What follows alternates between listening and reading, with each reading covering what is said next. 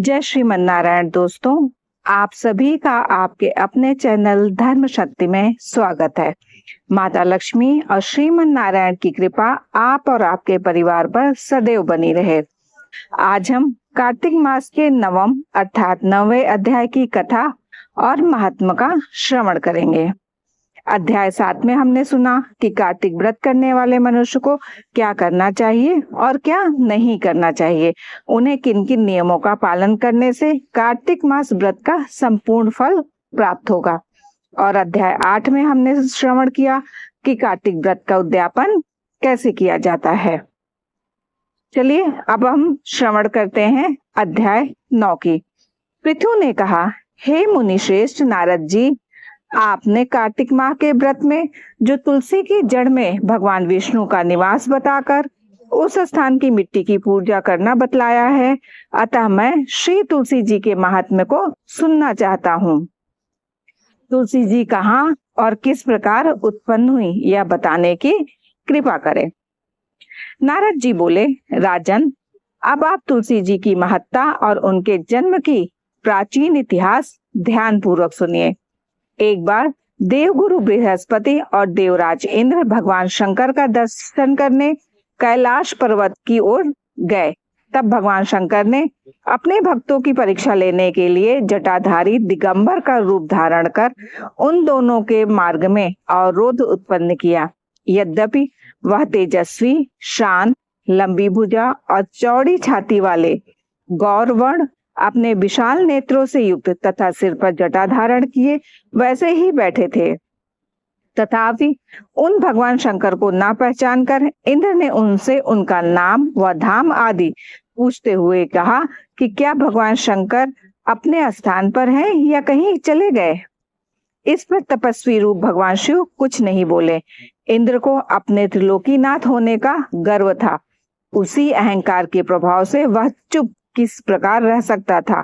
उसने क्रोधित होते हुए उस तपस्वी को घुड़क कर कहा, अरे मैंने तुमसे कुछ पूछा है और तुम उसका उत्तर भी नहीं दे रहे। मैं अभी तुम पर वज्र का प्रहार करता हूँ, फिर देखता हूँ कि कौन तुम्हें दुर्गति की रक्षा करता है। इस प्रकार कहकर जैसे ही इंद्र ने उन जटाधारी दिगंबर को मारने के लिए हाथ में वज्र लिया, वैसे ही भगवान शिव ने वज्र सहित इंद्र का हाथ स्तंभित कर दिया और विकराल नेत्र कर उसे देखा। उस समय ऐसा प्रतीत हो रहा था कि वह दिगंबर प्रज्वलित हो उठा है और वह अपने तेज से जला देगा। भुजाएं स्तंभित होने के कारण इंद्र दुखित होने के साथ साथ अत्यंत कुपित भी हो गए। परंतु उन जटाधारी दिगंबर को प्रज्वलित देखकर बृहस्पति जी ने उन्हें भगवान शंकर जानकर प्रणाम किया और दंडवत होकर उनकी स्तुति करने लगे। बृहस्पति भगवान शंकर से कहने लगे, हे दीनानाथ, हे महादेव, आप अपने क्रोध को शांत कर लीजिए और इंद्र के इस अपराध को क्षमा कीजिए।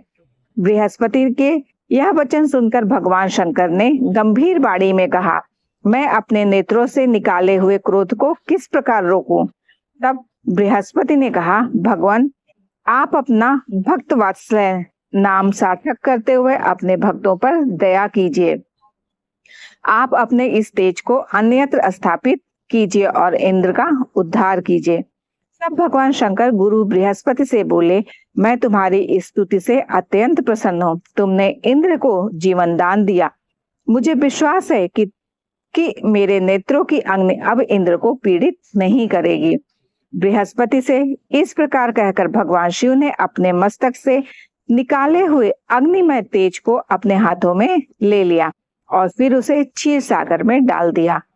तत्पश्चात भगवान शंकर अंतर्ध्यान हो गए। इस प्रकार जिसको जो जानने की कामना थी उसे जानकर इंद्र तथा बृहस्पति अपने अपने स्थान को चले गए। इस प्रकार कार्तिक मास के अध्याय 9 की कथा संपूर्ण होती है। यदि ये वीडियो आपके लिए उपयोगी है तो वीडियो को लाइक करके कमेंट अवश्य करिएगा।